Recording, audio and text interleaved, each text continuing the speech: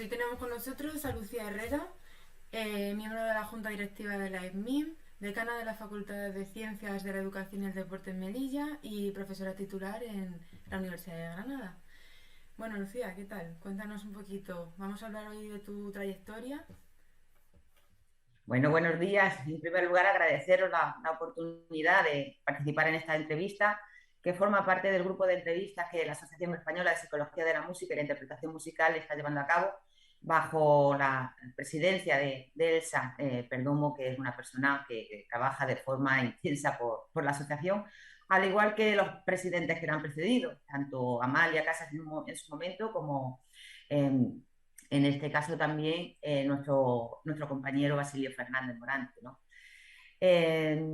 Bueno, decirte que ya no formo parte de la junta directiva, sí estuve desde sus inicios de la asociación, soy miembro en este momento porque con el decanato tuve que dejar la junta directiva, era imposible para mí compaginar todas estas cuestiones.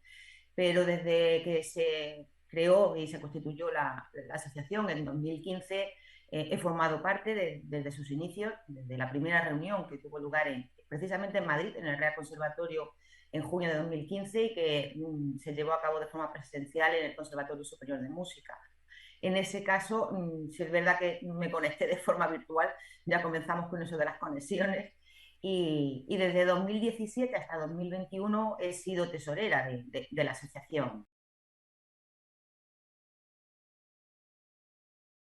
Yo soy psicóloga, me licencié y cuando me licencié tal cual, inicié la carrera universitaria, comencé en la universidad con 24 años, ya era profesora en la universidad y tenía que hacer mis estudios de doctorado y mi tesis doctoral.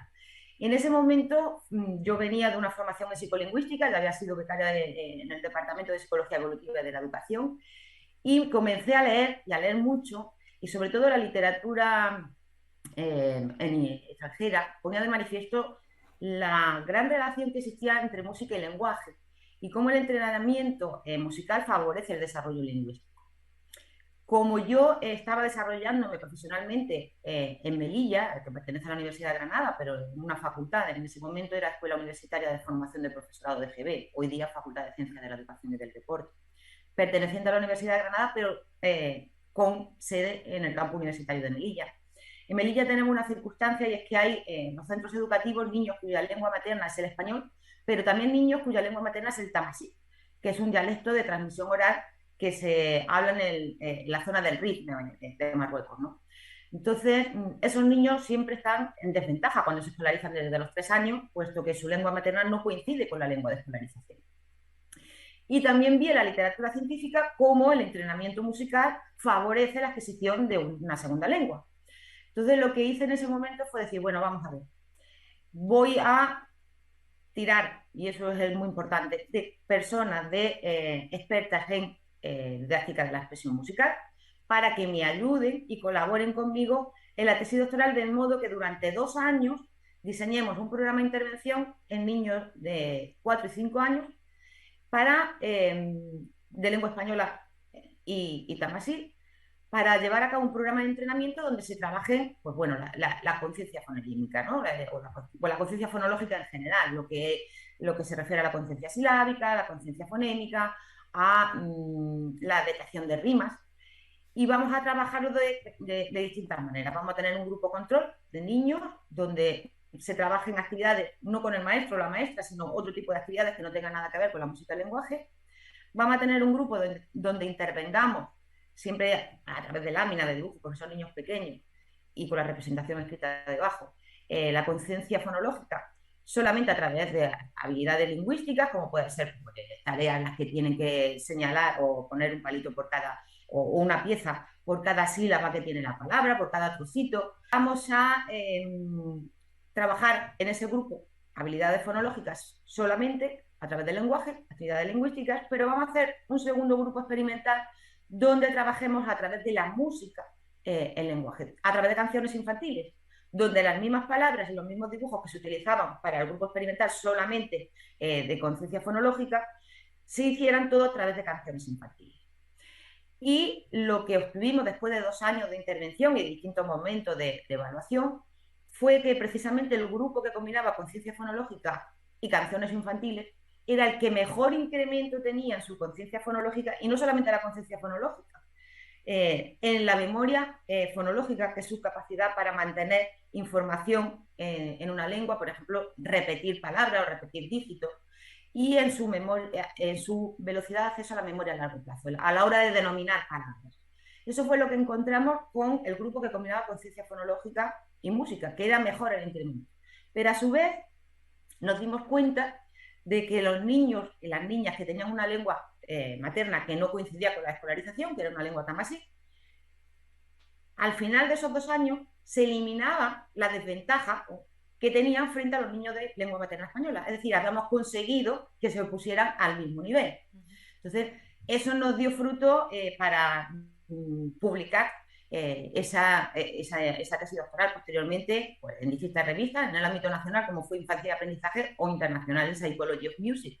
De modo que se puso de manifiesto esa gran ventaja y por lo tanto, eso siempre, yo como digo, cuando uno ve las cosas y cuando las pone de manifiesto es cuando realmente lo ve, no solamente la literatura científica, es haber estado trabajando con niños tan pequeñitos y ver que eso ha ido avanzando. Esto posteriormente lo llevamos a cabo también en Puerto Rico, en centros de Head Start, que son centros para niños con cierta desventaja sociocultural también. Y lo que hicimos niños pequeños, ya en este caso, como directora de tesis junto con el profesor Osvaldo Lorenzo, que es de didáctica de expresión musical, lo que hicimos fue con esta profesora de Puerto Rico, con Marta Hernández, que era profesora de la Universidad de Puerto Rico, pero también de conservatorio, trabajar primero formando a las maestras de Head Start, porque no tenían una formación musical. Y no solamente formando, sino con un acompañamiento, con una mentorización, con una asesoría. Tenían personas que semanalmente iban a asesorarles sobre qué tipo de actividades podían llevar a cabo, las llevaban a la práctica, les ayudaban, colaboraban con ellas durante las clases, y lo que encontramos evidentemente fue el gran avance en diferentes habilidades cognitivas, no solamente lingüísticas, sino de psicomotricidad, etc. Entonces, se ha ido desarrollando esa línea en distintos contextos, adaptándonos a la realidad educativa y a las características de cada uno de los centros educativos y de los niños y de las niñas. Entonces, esa fue una línea que a mí me apasiona porque está estrechamente vinculada con mi ámbito de desarrollo profesional, ¿no? Hay otra línea que iniciamos, y de hecho nuestro primer doctorando, tanto para el profesor Osvaldo Lorenzo como para mí, fue Roberto Cremades, que en este momento es vicedecano de investigación de la Facultad de Educación de la Universidad Complutense de Madrid. E iniciamos ahí una línea de trabajo centrada en el tema de las preferencias musicales. Las preferencias musicales y qué variables o qué factores, tanto de contexto formal como no formal e informal, influyen en esas preferencias musicales, ¿no? Ese estudio lo llevamos a cabo como tesis doctoral en Melilla, y lo que hicimos fue analizar en estudiantes de educación secundaria obligatoria cuáles eran esas preferencias, y poniendo de manifiesto sobre todo cómo, pues bueno, las tendencias y sobre todo lo que las distintas casas discográficas nos quieren vender en su momento. En este caso el reggaetón era en ese momento el que estaba en auge y aún sigue, pues era el estilo musical más preferido por los estudiantes de educación secundaria, y donde sobre todo se ve la influencia no tanto de la escuela, no tanto del centro educativo, sino sí de la música que escuchan fuera de los centros educativos y que escuchan en la calle o cuando van de compras, etc. Ese estudio o esos cuestionarios que diseñamos en su momento de preferencias musicales se ha ido adaptando también en posteriores trabajos. El estudio de Cremades se ha publicado en infinidad de revistas, en Cultura y Educación, en Música y Ciencia, pero también llevamos a cabo ese estudio adaptándolo al contexto brasileño y ya en población adulta, para conocer cuáles eran las preferencias musicales en población adulta, adaptando muchos estilos e incluyendo, eliminando algunos que eran propios y característicos de España y que allí no se escuchan, pero añadiendo otros como la rocha, el pagode, el sertanejo, que son estilos musicales típicos de Brasil, ¿no? Y sí que relacionamos ya en ese caso las preferencias musicales con la personalidad. con los distintos factores, o dentro del modelo del Big Five, de los 5 grandes factores de la personalidad, y lo que fuimos viendo es cómo había una relación entre determinados estilos musicales y la personalidad de cada uno de los oyentes, ¿no? Y eso nos dio también pie para poder publicar ese trabajo en una de las revistas más citadas de psicología en el ámbito internacional, que es la revista Frontiers in Psychology, ¿no? Entonces, como ves, hemos ido pues, no solamente haciendo estudios puntuales, sino intentando incrementar y adaptar distintas cuestiones.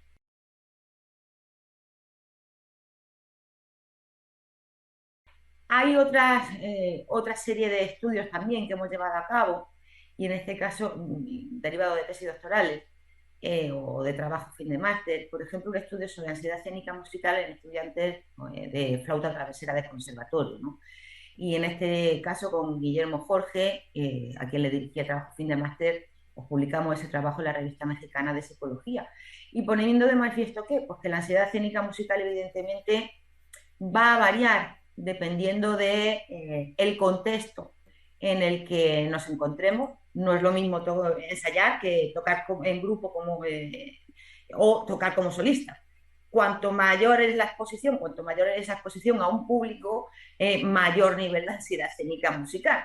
Y además los síntomas, pues bueno, pueden ser muy diversos, pero cognitivos, fisiológicos, pero sobre todo son los síntomas cognitivos, ese miedo a la evaluación negativa, esa anticipación del fallo, lo que lleva a intentar, pues, a que esos síntomas de la ansiedad escénica musical se manifiesten. También hemos hecho estudios en ese sentido con profesores de conservatorio, fue otro trabajo fin de máster que también llevamos a cabo y que ha sido publicado en la revista Infancia, no, Infancia y Aprendizaje, no, en la revista Infancia. Y en ese sentido, pues también, igual que los estudiantes, también los profesores de conservatorio experimentan, ¿por qué no?, esa ansiedad escénica musical y se puso de manifiesto de nuevo la importancia y la mayor incidencia a la hora de experimentar esa ansiedad escénica musical de los síntomas cognitivos frente a los fisiológicos. Y la forma de afrontar esa situación de ansiedad, pues cada persona tiene una forma de afrontarla. Hay quien simplemente sigue y ya está, y a ver lo que pasa. Hay quien se bloquea. Hay personas que anticipando que va a tener esa ansiedad escénica musical, el tema también del Esatin o del Transilium para intentar relajarse un poquito, algún fármaco que ayude. Hay personas que hacen ejercicios de respiración, de relajación. Antes cada uno tiene unas estrategias para intentar afrontar esa situación de ansiedad escénica musical, que además cierto nivel de ansiedad cuando nos vamos a poner en una situación es lógica y es normal. Nuestro nivel de activación, de alerta, está ahí. El problema es cuando ya ese nivel de ansiedad supera y lo que lleva es a interferir con la ejecución musical. Ahí es donde está el problema. De ahí la importancia, y eso es algo importante. Yo siempre digo que en todos los conservatorios debería existir un psicólogo, una psicóloga, un orientador, una orientadora. ¿Por qué? Porque es quien mejor puede preparar, colaborando con el profesorado de instrumentos, de lenguaje musical, de conjunto coral, con los distintos profesores del centro, para preparar a esos niños y a esas niñas y también para ayudar al profesorado. Entonces, no solamente el alumnado, también el profesorado. Necesitamos dotar de las estrategias necesarias para que se vayan aprendiendo desde el primer momento hábitos, desde hábitos posturales correctos hasta hábitos saludables respecto al tipo de comida, respecto al ejercicio físico, respecto a qué beber o no beber antes de tocar en público, o si me hincho a café o a Nestí, o estoy todavía poniéndome más nerviosa a la hora de tocar. También conocer qué tipo de síntomas suelo tener y claro, no todos los síntomas fisiológicos, por ejemplo, interfieren de la misma manera dependiendo del instrumento que toquemos. Si tocamos la trompeta, por ejemplo, y se nos seca la boca, pues malamente vamos, porque necesitamos o tenemos problemas de respiración y ahí tenemos que cantar, porque no hiperventilamos.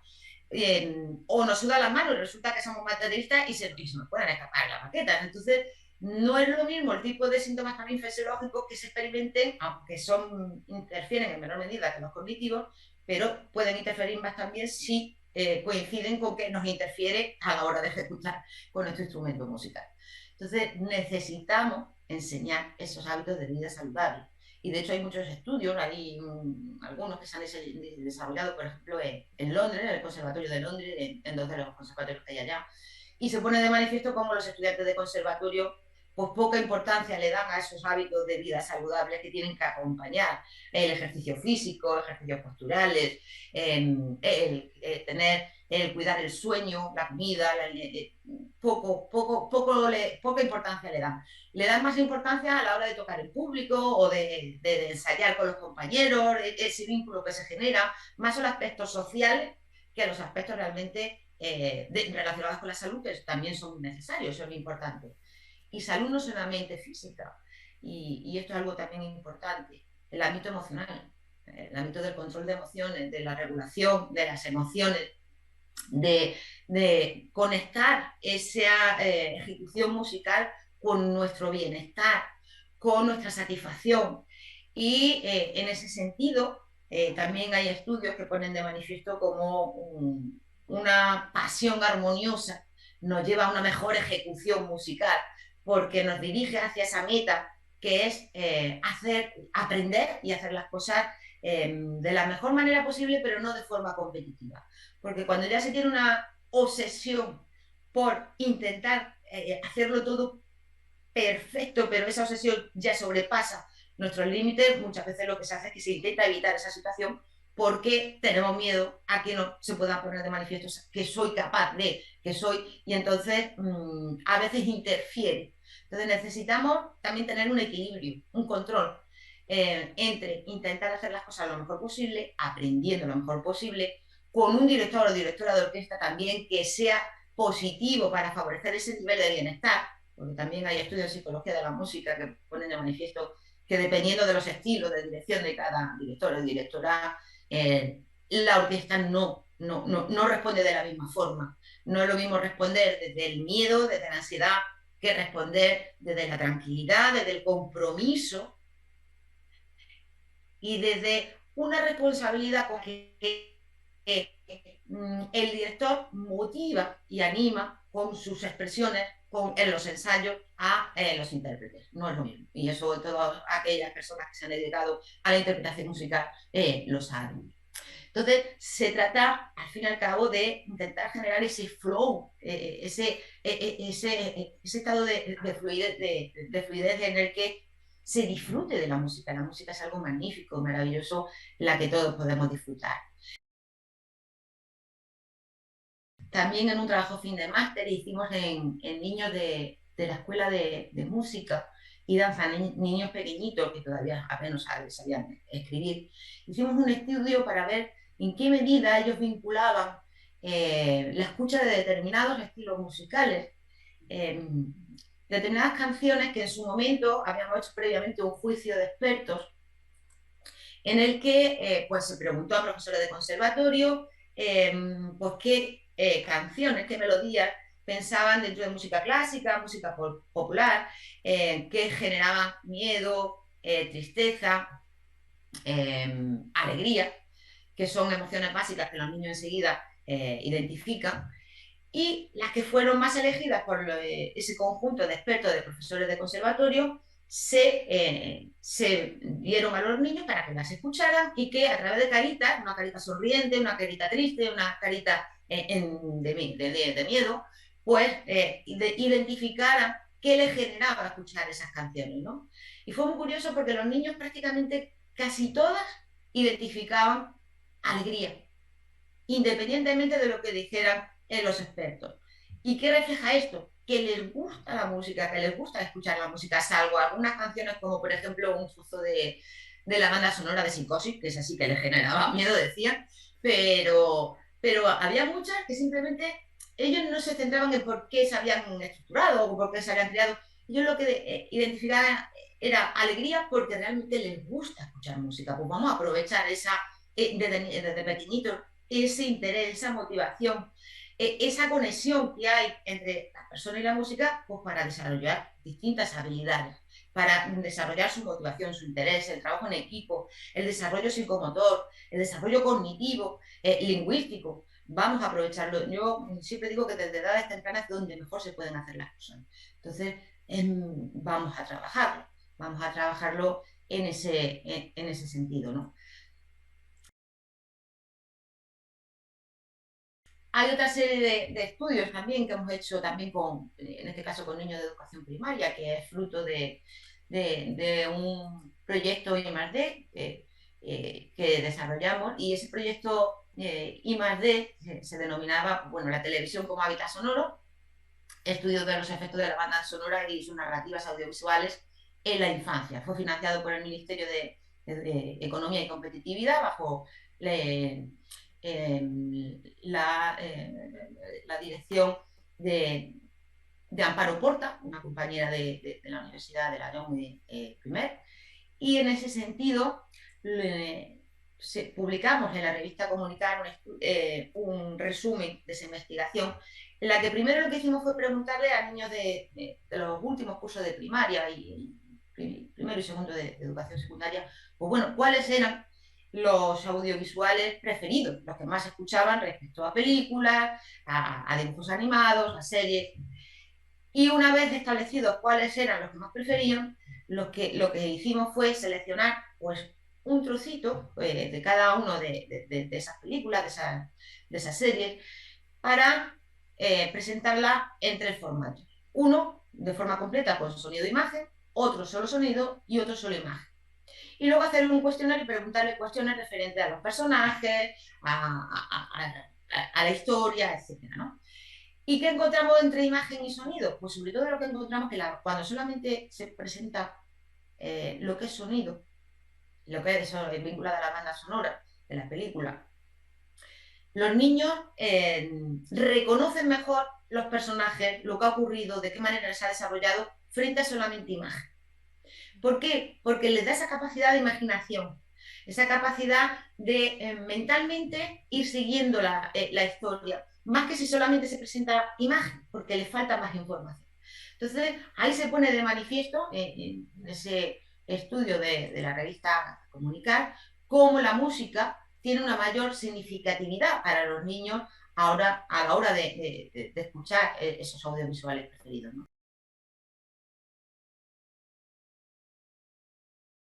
Con otra tesis doctoral, por ejemplo, de Nelson Berrío de Colombia, donde lo que ahí hicimos fue analizar las respuestas psicofisiológicas, lo que era la respuesta galvánica de la piel, la frecuencia cardíaca y la onda cerebral alfa, que está relacionada con el estado de relajación, y analizar en qué medida pues, esas respuestas psicofisiológicas variaban o no en función de el tipo de estilo musical que se escuchaba, ya fuese música clásica, ya fuese salsa, ya fuese pop, etcétera.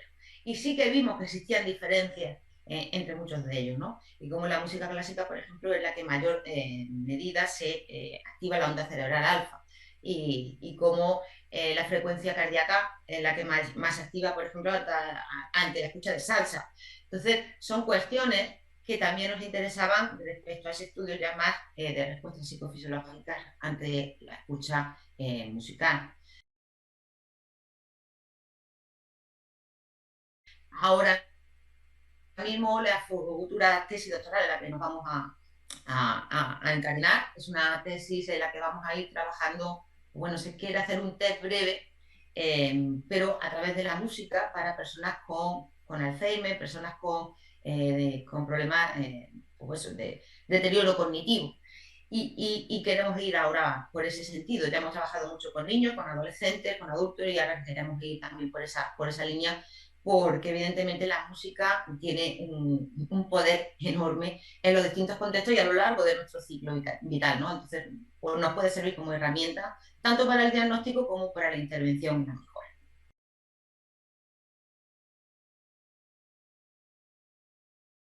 A mí hay una cuestión que me apasiona y que espero que podamos tener, si tenemos técnicas de neuroimagen, y es ya comenzar con técnicas de neuroimagen.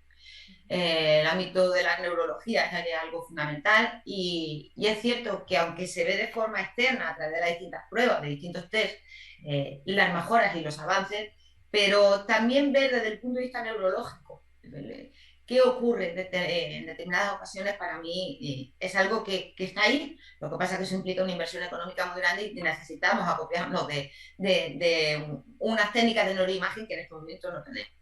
Pero bueno, estamos buscando proyectos y financiación a ver si de qué manera podemos adquirir como facultad y como grupo de investigación este tipo de técnicas de neuroimagen para poder avanzar y para poder desarrollar nuevos estudios.